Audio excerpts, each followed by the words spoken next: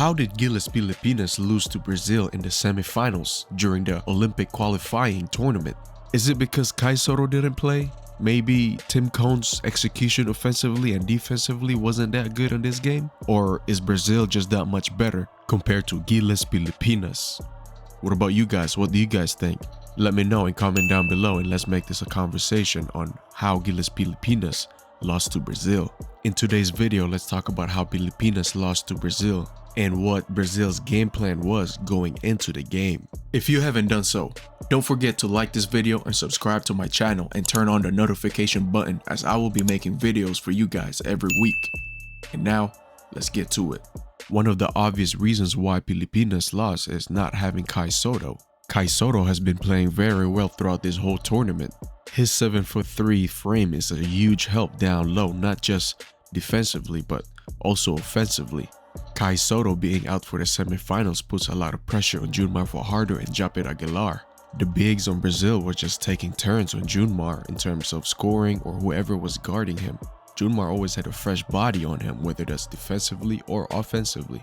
Now, if he switch up the situation and have Kai Soto play in the semifinals, he could have definitely helped defensively and scoring wise. Gilas Pilipinas isn't the only team that had to deal with injuries. Brazil also had to deal with their own injuries with their players that, some of them didn't play because of injury and some players still played even though they were injured. One of those players is Yago Santos. Yago is their 5'9", 5'10" guard who can create for himself and can facilitate for the others. Apparently, Yago just got approved to play basketball about a month ago. So rhythm-wise on the court, he's not even 100%. And the other player that Brazil didn't have at all because of injury was Raul Neto, or also called as Raulzinho.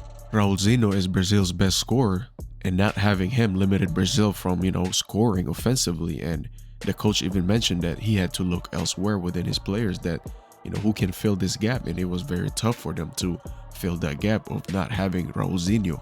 Now imagine in a perfect world if, Kai Soto was healthy and AJ Edu was healthy. That would have been a perfect timing in terms of Brazil not having their best player and Gilas Pilipinas having, full force of players. That could have increased the chances of Gilas much higher, not just beating Brazil, but maybe qualifying for the Olympics. But Brazil's main focus game plan wise was to stop or slow down Brownlee, which they did a very good job of, because Brownlee only scored 15 points, and that's like 10 points less than what he averaged before this game.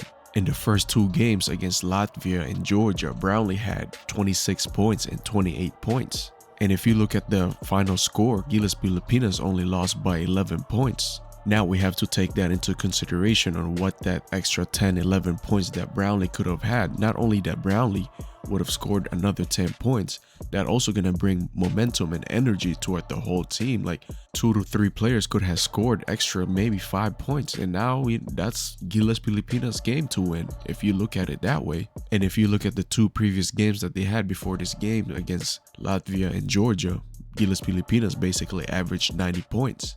But defensively, Brazil did a great job basically trimming Gilas Pilipinas' average by 30 points, where they scored 60 against Brazil. And Coach Tim Cone mentioned this during the press conference that Brazil was so physical off the bat, where Gilas players had to make tough shots, and Brazil, at the other hand, offensively, they were missing wide open shots. And that was only the first half. That's why Gilas Pilipinas had the lead going into the second half. But as soon as the second half started, basically the first few minutes of third quarter, all that switched up to the different places where Brazil was able to make open shots and Gilas Pilipinas stopped making tough shots. And that was basically the beginning of the end, where Gilas Pilipinas just could not find that extra push in terms of where can we get better shots, or how are we able to overcome this defense that they have on us. And I don't like to play the game could have, should have, would have, but if Kai Soto and AJ Edu was in that game, I feel like that would have been a totally different situation, as they would have way more options, not just only offensively, but with Kai Soto and Edu, that defensively, that whole paint would have been a totally different situation. Because you have to remember, Brazil doesn't have their best scorer on the team, so that would that would force Brazil to look elsewhere, which they did not really outscore Gilas Pilipinas by that much. They only won by 11 points, and it was a very low scoring game. So you take the paint out, now where are they going to score? All in all, it was a great run for Gilas Pilipinas for this Olympic qualifying tournament. And now it's like what Tim Cone said in the press conference. It's not good enough to just, oh, we almost won.